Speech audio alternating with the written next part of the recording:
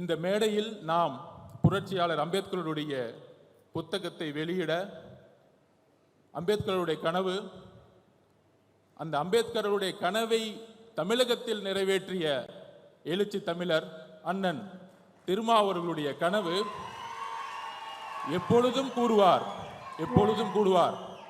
மேடையில் அவர் இல்லை, ஆனால் அவருடைய மனசாட்சி இங்குதான் இருக்கிறது என்பது எனக்கு தெரியும். கால சூழ்நிலைகள் தலித் மக்களுடைய விலங்குகளை உடைக்கும். அதற்கான நேரம் கூடிய விரைவில் வரும். சுய சிந்தனை கொண்டவர்கள் தான் மனிதர்கள். ஆம், நாமும் மனிதர்கள். மன்னர் பரம்பரையை உருவாக்க தமிழகம் இனி ஒருபொழுதும் இடம் தராது.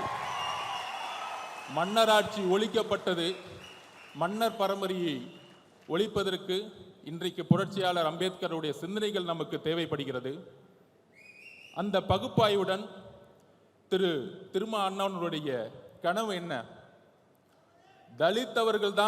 தலித் மட்டுமே பேசிக் கொண்டிருந்த தலைவர் அம்பேத்கர் அவர்களை இன்றைக்கு தலித் அல்லாத ஒரு விஜய் அவர்கள், சகோதரர் விஜய் அவர்கள் வெளியிடுவது என்பது புரட்சியாளர் அம்பேத்கர் அவர்களுடைய, அண்ணன் திருமா அவர்களுடைய கனவு இன்று விகடன் மூலம் நிறைவேற்றப்பட்டிருக்கிறது.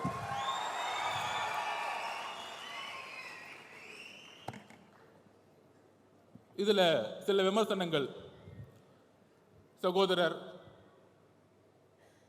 விஜய் அவர்களுக்கு அரசியல் தெரியுமா? அவருக்கு கொள்கைகள் தெரியுமா? கொள்கைகள் பேசிய பல கட்சிகள் ஏன் அம்பேத்கரை இதுவரைக்கும் மேடையில் ஏற்றவில்லை?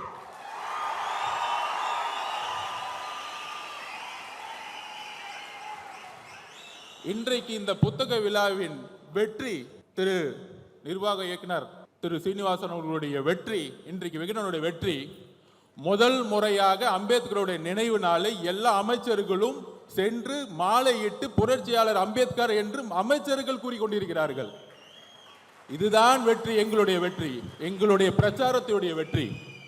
சில விமர்சனங்கள் இதற்கு பதில் சொல்வதை விட 2026 தேர்தலுக்கான பணிகள் மன்னர் ஆட்சியை ஒழிக்க வேண்டும்.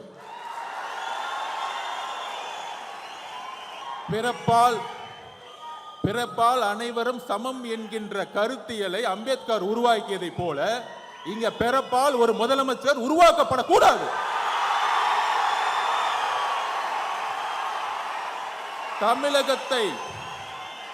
தமிழகத்தை ஆள வேண்டும் என்றால் ஒரு கருத்தியல் தலைவர் தான் ஆள வேண்டும். கருத்தியல் பேசிக்கொண்டு ஆட்சிக்கு வந்த பிறகு ஒரே ஒரு பதிவை செஞ்சுக்கிறேன். மத பெரும்பான்மைவாதம் பேசிக்கொண்டு இங்க இருக்கக்கூடிய நம்மில் ஒரு யுத்தியை உருவாக்க வேண்டும். 2014 ஏன் பிஜேபி வெற்றி பெற்றது? 2014 பிரசாந்த் கிஷோர் அவர்கள் என்னிடம் உரையாற்றும் போது சொன்னார், மோடி அவர்களுடைய பிரச்சாரம் குடும்ப ஆட்சி, அதன் பிறகு ஊழல் என்கின்ற குற்றச்சாட்டுகளை கூறி ஆட்சியை கைப்பற்றினார்கள். இன்றைக்கு வரைக்கும் பிஜேபி யாராலும் வெல்ல முடியவில்லை. அதே போல்தான் தமிழகத்தில் மதம் ஜாதி என்கின்ற தத்துவத்துடன் ஊழல் என்கின்ற ஒரு விஷயத்தை ஏன் உருவாக்க மாட்டேங்கிறோம்? அதுதான் என்னுடைய தாயோடைய இழப்புக்கு, ஒரு விவசாயி வீட்டில் ஒரு தாய் இழக்கிறாங்கன்னா, என் தாய் விவசாயம் இருக்கும்போது இறந்துருக்காங்க, தற்கொலை பண்ணியிருக்கிறாங்க. இதுதான் உண்மை. இந்த உண்மையை நான் இன்னைக்கு டிக்ளேர் பண்றேன். என்னுடைய பெரியம்மா தெலுங்குதி ஐபிஎஸ் முன்னாடி நானே ஒரு சாட்சி. அப்படி இருக்கும் பொழுது ஊழல்ங்கிற ஒரு விஷயத்தை நாம் கடந்து சென்றுகிட்டு இருக்கோம். தமிழ்நாடு ஊழலை கடந்து சென்றுகிட்டு இருக்கு. பெரியார் அவர்களுடைய கனவின் மூலமாக மத பெரும்பான்மைவாதத்தை துடைத்தெறிந்து விட்டோம். 2011 தரவுகளின் அடிப்படையில் 1,40,00,000 தலித்துகள் இருக்கிறார்கள். ஆனால் ஆட்சியிலும் பங்கு, அதிகாரத்தில் பங்கு என்று கூறினால் அது தவறு என்று யாரு சொல்றாருன்னா, எல்லோரும் சொல்ற மாதிரி சனாதானம் எங்கிருந்து வருதுன்னா, பிஜேபி சொன்னா மட்டும் சனாதானம் கிடையாது. ஒரு சாதாரண மனிதன் ஒரு முதலமைச்சரா வரணும், ஒரு தலித் ஒரு முதலமைச்சரா வரணும்னு சொல்லும் பொழுது அதில் முதல் குரலாக ஒலித்த குரல் திரு விஜய் அவர்களுடைய குரல். ஆட்சியிலும் பங்கு, ஆட்சியிலும் பங்கு, அதிகாரத்தில் பங்கு ஏன் சொல்லக்கூடாது? அதை ஏன் ஒளிச்சு வைக்கணும்? அதுக்கு ஸ்ட்ராட்டஜிலாம் தேவையில்லை. இனிமேட்டு அரசியல ஒளிச்சு வச்சு பண்ண வேணாம். எடுத்த உடனே ஸ்ட்ரைட்டா நெஞ்சுக்கு நேரா பேசுவோம். முதுகு பின்னாடி பேசலாம் தேவையில்லை. எதுக்கு பயம்? எதுக்குமே பயப்பட வேண்டாம். அந்த அளவுக்கு, அதாவது சினிமா துறையில் இன்றைக்கு அவரை சுத்தி 2000 கோடி ரூபாய் ஒரு தொழில் இருக்கு. அதை விடுறதுக்கு ஒரு மனசு வேணும். ஆனால் இங்கே ஒரு தொழில், சினிமா துறையில் ஒரு தொழில் நிறுவனத்தை நடத்தி ஒட்டுமொத்த சினிமா துறையையும் அரசியல் மூலமாக லாபம் செய்து கொண்டிருக்கிறார்கள். ஆனால் இன்றைக்கு வரைக்கும் அது குரல் இல்லை. இந்த குரல் எங்கிருந்து வர வேண்டும்? ஏன் சினிமா துறை ஒரு நிறுவனத்தின் மூலம் கட்டுப்படுத்தப்பட்டிருக்கிறது? 4000 கோடி ரூபாய் இண்டஸ்ட்ரி ஒரு நிறுவனம் எப்படி கட்டுப்படுத்தப்பட்டிருக்கிறது? ஒவ்வொரு வாரமும் வரக்கூடிய சினிமா ஒரே நிறுவனத்தால் மட்டும் எப்படி கட்டுப்படுத்தப்பட்டிருக்கிறது?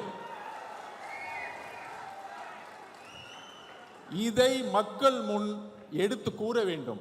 திரு விஜய் அவர்களுக்கு, சகோதரர் விஜய் அவர்களுக்கு ஒரே ஒரு கோரிக்கை, ஊழலை, தமிழகத்தின் ஊழலை எடுத்து பேசுங்கள். மதவாதத்தை எடுத்து பேசுங்கள். கொள்கைகளை பேசிக்கொண்டு ஆட்சிக்கு வந்து ஊழல் செய்யக்கூடிய 2 விஷயத்தை நான் பதிவு பண்றேன். சாமியார்கள், போலி சாமியார்கள். காஞ்சி மகா பெரியவர் நல்லவர், ஆனால் போலி சாமியார்கள் இங்க அதிகமா இருக்கிறாங்க. சாமியார்கள் நல்ல சாமியார்கள், அதை பத்தி நான் கவலைப்படல. அதே மாதிரி திராவிடம் நல்லது. திராவிடம் என்றால் ஒண்ணுதான். நிறைய அறிவுஜீவிகள் நிறைய பேசுவாங்க, நானும் நிறைய படிச்சுட்டேன். எல்லோரும் சமன் சொல்றதான் திராவிடம், வேற ஒண்ணும் கிடையாது. தமிழ் தேசியம்னா விடுதலை, தமிழ் தேசியம்னா விடுதலை புலிகள் பிரபாகரன் சொன்ன எல்லோரும் சமம், அவ்வளவுதான். அவரும் தான் சொன்னாரு. விடுதலை புலிகள் பிரபாகரன் அவர்கள் எப்பையும் ஜாதி மதத்தை பார்த்தது, மொழியை பார்த்ததில்லை. சோ அப்ப ஒரே ஒரு விஷயம் இருக்கு, இங்கு ஜாதியின் அடிப்படையில் உருவாகக்கூடிய தேர்தல் அரசியல், அதுதான் பிரச்சனை. நான் தலைவர் திருமாவளவனோட தேர்தல் பிரச்சாரத்துக்கு போயிட்டு இருக்கும்போது அங்க இருக்கக்கூடியவர்கள் வெறும் தலித் ஏரியாக்கு மட்டுமே அவர் கூட்டிட்டு போயிட்டு இருந்தார்.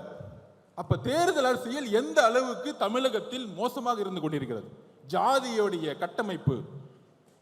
நம்ம சொல்றோம் யூபியில இந்துத்துவ அடிப்படையில் இந்த இடத்துல முஸ்லிம் கேண்டிடேட், இந்த இடத்துல இந்து கேண்டிடேட் போட்டா எலெக்ட் பண்ணும்போது கான்ஃபிளிக்ட் வந்துடும், நேர்மையா இருக்க மாட்டாங்க அப்படின்னு ஒரு பிஜேபி மத பெரும்பான்மை அரசியல் பண்றாங்கன்னு சொல்றோம். அதே தானே நம்ம இங்க பண்றோம்.